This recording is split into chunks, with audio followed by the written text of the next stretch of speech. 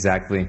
We're jumping back into things as we begin this next game. This will be game number 3 between Nihal and Esipenko. Also want to provide a little bit of an update on kind of the overview of our bracket as well. And it does look like Lavon Aronian is 1.5 to half over Yu Yang Yi. So in the lower bracket, I believe that he is moving on. And Prague currently has a lead over Alexei Sarana. And also looking at Ahmed Adli and Anish Giri tied, and perhaps Armageddon approaching, while Grishuk looks like he is going to move on against Jules Musard. Yeah, I'm just, so many games to watch. I'm missing out on some action, but the games we've been following have been delivering. But world-class 10-minute chess is being played in both brackets. So much chess. I wish I was there. Exactly right. And you and I will be soon. We'll be making our way over to cover in person. But first, we couldn't help ourselves. We had to tune in to the last chance qualifier, because honestly, these games have been very exciting. There's just so much pressure on the players who want to be a part of the Esports World Cup. It's such a huge difference. I mean, finishing 5th place in this event, Eric, is just heartbreaking. It is heartbreaking. The consolation is, I think the prize is $7,500 off the top of my head for 5th to 8th, but that's not what anyone is here for. So players are doing their absolute best to stay in this event. The position we have in front of us, Esipenko versus Nihal, this is a theoretical position, and it can fizzle, not necessarily to a draw right away, but there were some positions to watch out for. G4, I don't think... I'm trying to remember. I thought in my head that bishop takes d4 was the main move there. I'm not the biggest theoretician. Pawn d4, then knight d5. And you have some opposite bishop positions that are played. I don't think they give white too much of a push. I think Nihal, based on the clock usage, understands that, and he's going for g4 here. Because, this is a known position. And I wonder what you do after g4. And this is what I mean by that. Is Nihal coming up with this over the board? So the reason why I think that might be the case is I believe that Esipenko is very well prepared here. When he was in this position, he was looking calm. And when he saw g4, he immediately looked like, wait a minute, what's that move? And I think it's because he had probably looked at this position and just maybe checked g4 as not a good move, and then moved on to other more viable options. And so when he saw it, he thought, hang on a sec, I don't think this is a move that I'm supposed to have to deal with. And so logically, would the answer be bishop to g6? No, the answer is going to be something direct. Knight takes g4. What makes g4 a bad move? It's probably a sacrifice. And that's why he had the confidence to play it, because I think it didn't line up with his preparation, and he probably prepared for most of the good moves. Yeah, Nihal has a very wide repertoire in Rapid and Blitz, and Esipenko, he's playing what he knows well, and he might find himself in trouble. It's tough. I mean, you're trying to play for an advantage against a very well-prepared opponent, and that's the risk of not playing theory. Theory tends to be the best moves for, that's why it's called theory. It's usually the best moves in the position, and here, Esipenko, g4 is a standard idea, but typically white plays after removing the knight on d4.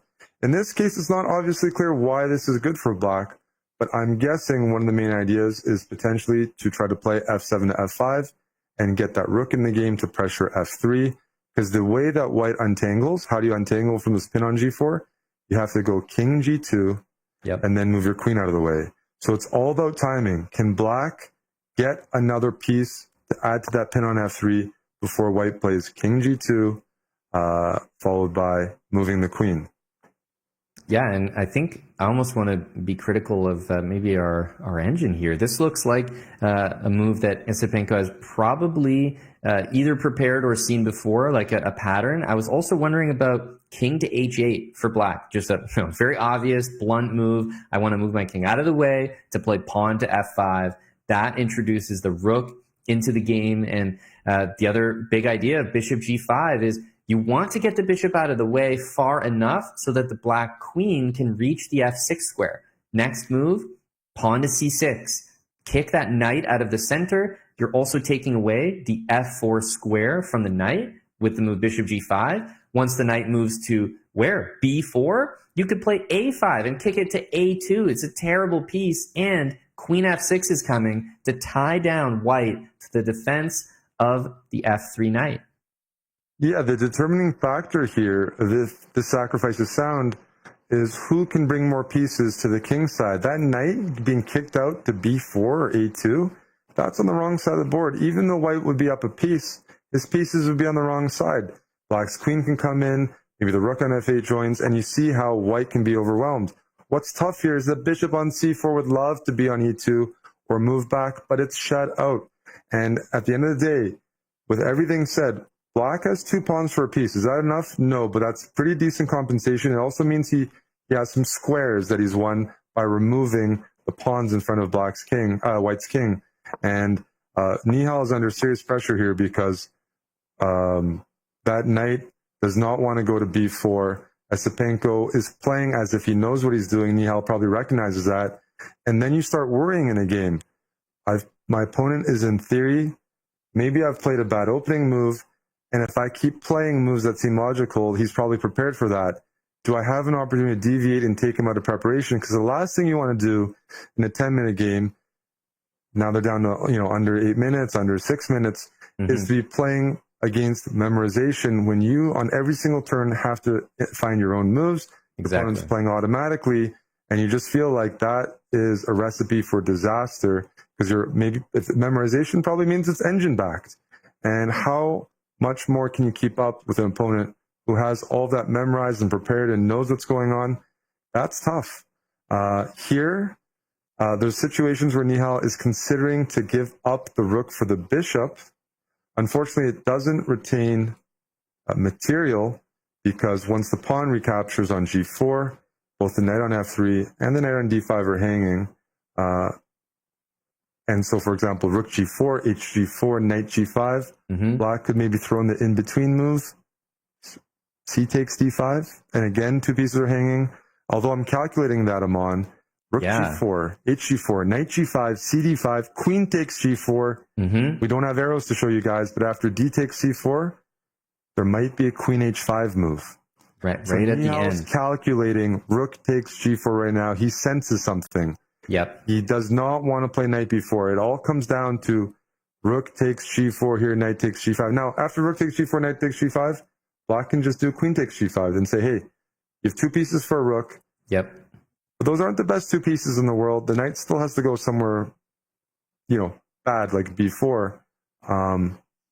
Lot to calculate here, and this is turning into a big time advantage for Esipenko. Yeah, and I think we might actually see something like rook g4, pawn takes g4, knight takes g5, and, black just takes it back. The knight will have to retreat over to the side of the board, and then black can play a5, d5, kick all these pieces back, maybe connect the pawns with f5, and I think this is perhaps just a very difficult position to play there, but whoa, something that didn't even consider at all. Knight takes d4. He is just accepting to play down material in a very, very interesting decision here. I am speechless, and in a good way. Nihal's understanding of these critical moments and exchanges. That bishop on d5 is a super piece. It hits f7. It's an outpost. It hits b7. It controls the center. He's changing the course of the game, giving back material. He's going to be down in exchange, but not only is the bishop going to be good on d5, if his queen manages to get to g4, he might use that g file as an attacking vehicle. If that knight on d4 can find itself to the f5 square, if the queen can go to g4, if the rook can go to g1, all of a sudden you see black's rooks are not in the position to defend in the position, and even though white's down the exchange, he'll have great compensation. And this also solves the issue of white's king safety. Black has a dark squared bishop. That's the only piece that's crossed on the board. White's king is on a light square on h1. It can even be on g2. That bishop doesn't harass the king or the safety whatsoever. So this is an amazing practical decision, but even objectively, this might have been the best find, which is so impressive by Nihal, because we were loving Black's position.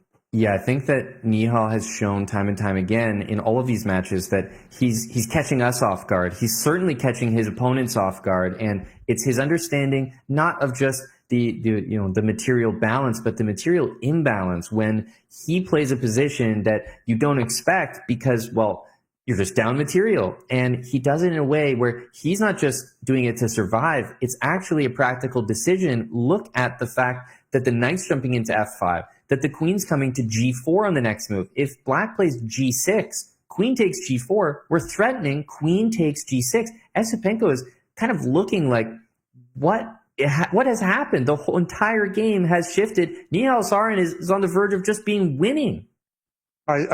Absolutely, Amon. If g6, queen takes g4, threatening queen takes g6, you play king h7 to sidestep, maybe queen h3 there, check.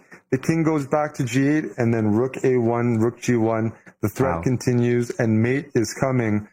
Nihal, the quality of his pieces, and when he is on the front foot, when he has the initiative, is a complete killer.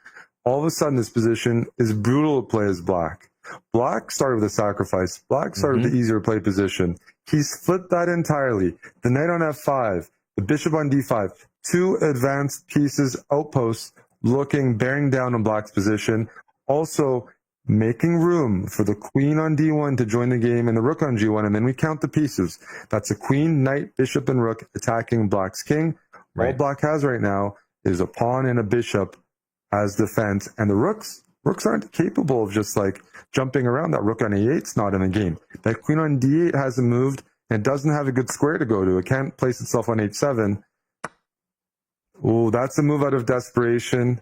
It sure is.